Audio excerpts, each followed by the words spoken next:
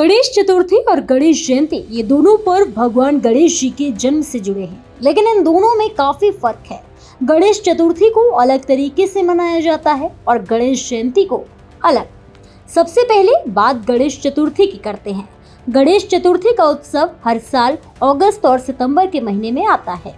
कथाओं के अनुसार इस दिन भगवान गणेश धरती पर अपने भक्तों के बीच रहने के लिए आते हैं। इसे गणेश जी के आगमन का प्रतीक माना जाता है। यही कारण है कि गणेश चतुर्थी को बेहद धूमधाम से मनाया जाता है।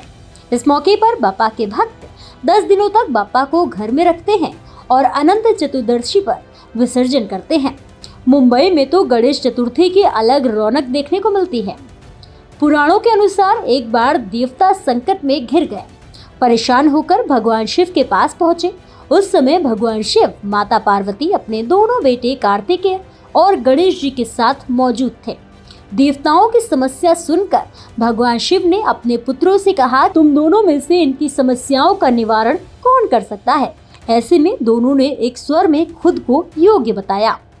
भगवान शिव असमंजस में पड़ गए कि किसे ये कार्य सौंपा जाए। तो ऐसे में भगवान शिव ने एक तरकीब निकाली और कहा कि तुम दोनों में से जो सबसे पहले इस पूरी पृथ्वी का चक्कर लगा कर आएगा, वही देवताओं की मदद करने जाएगा। शिव जी की बात सुनते ही कार्तिकेय अपने वाहन मोर पर बैठकर निकल पड़े, लेकिन गणेश जी अपने स्थान से उठे और अपने माता पिता की 7 बार परिक्रमा करके अपने स्थान पर वापस बैठ गए।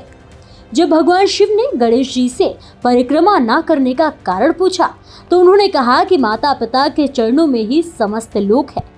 उनके इस जवाब से भगवान शिव जी प्रसन्न हो गए और उन्हें देवता की मदद करने का कार्य सौंप दिया।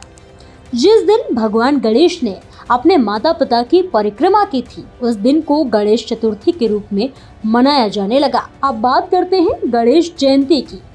इसे माघ विनायक चतुर्थी भी कहा जाता है।